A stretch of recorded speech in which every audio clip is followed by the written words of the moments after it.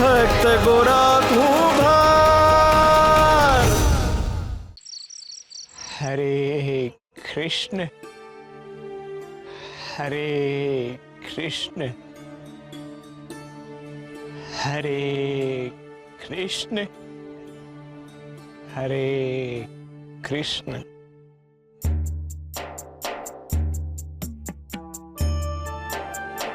ભાઈબંધ, તમારું નામ મારું હૈયું હલાવવાનું કામ કરે છે। મારા જીવન અને મન પર પડેલા ઘા પર તમારું નામ દવાનું કામ કરી રહ્યું છે। પણ મને એક વાત જણાવો, શું ચાલી રહ્યું છે તમારા મનમાં? હું જાણું છું તમને અને સમજુ પણ છું કે તમારા મનમાં કંઈક તો હાલી રહ્યું છે।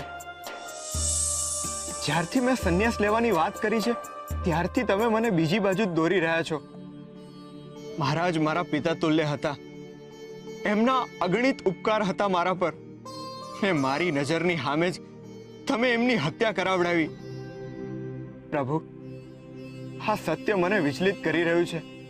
હજુ આ સત્યને સમજી શકું એ પહેલા તો તમે પેલી છોકરીને મારી સામે લાવી દીધી અને છોકરીને પણ મહારાજના મૃત્યુની સાક્ષી બનાવી।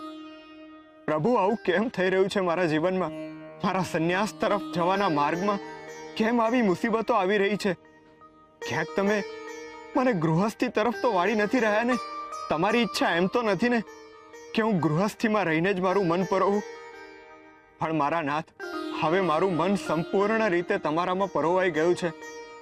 તમારા સુધી પહોંચવાનો માર્ગ બતાવો કોઈ, હું તમારાથી દૂર નહીં રહી શકું। તમારા વિના મારું જીવન અશક્ય છે। મને તમારી પાસે આવવા દ્યો નાથ। हरे कृष्ण हरे कृष्ण।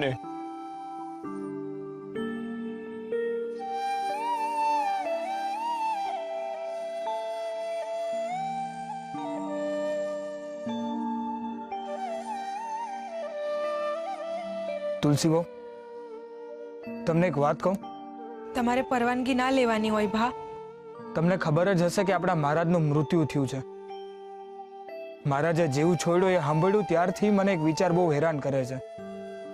ગઈકાલે ચોરા ઉપર મને કોકે એવું કીધું કે ગોરા રાજમહેલ તરફથી આવ્યો હતો। हरे कृष्ण। અને આવતા વેત જ રડવા લાગ્યો અને એવું કહેવાય છે કે મહારાજે સવારે જ ગુજરી ગયા હતા। ખોટું ના લગાડતા તુલસી બહુ, પણ મને એવું લાગે છે કે ક્યાંક આ બે ઘટનાનો કઈ સંબંધ તો નથી ને? આ હું બોલો છો ભા? તુલસી બહુ, મને આવું લાગે છે। બાકી તો હરીને જ ખબર કે વાત શું છે। પણ તમને ગોરાને જોઈને કઈ અજુગતું નથી લાગતું? મને પણ એ કોઈ મૂંઝવણમાં તો દેખાઈ જ રહ્યા છે, પણ કારણ શું છે એ તો મને નથી ખબર ને એ કઈ કહેતાય નથી। સતત મનમાં કંઈક ને કંઈક વિચાર્યા કરે છે। કોઈ વિચાર એમને મૂંઝવી રહ્યો હોય ને એવું લાગે છે। હું પણ એ જ જોઈ રહ્યો છું તુલસી બહુ, એટલે જ તો મેં તમને આ વાત કરી। ગોરા જેવો માણા મનમાં હરી સિવાય કોઈને ન રાખે, પણ અટાણે એના ચહેરા પરની મૂંઝવણ એના મનમાં બીજા જ કોઈક વિચાર હાલતા હોય એવું બતાવે છે। હવે તમે જ એમને આમાંથી બહાર કાઢી શકો છો બા। તમે કાંઈક કરો અને એમનું મન કામમાં પરોવજો, જેથી એમના મનનો ભાર હળવો થાય। તમે જરાય ચિંતા ના કરો તુલસી બહુ, હું એટલે જ તો એને અહીંયા પાછો ઘરે લઈ આવ્યો છું। હવે તમે એની હંધી ચિંતા મારા ઉપર નાખી દો। हरे कृष्ण हरे कृष्ण।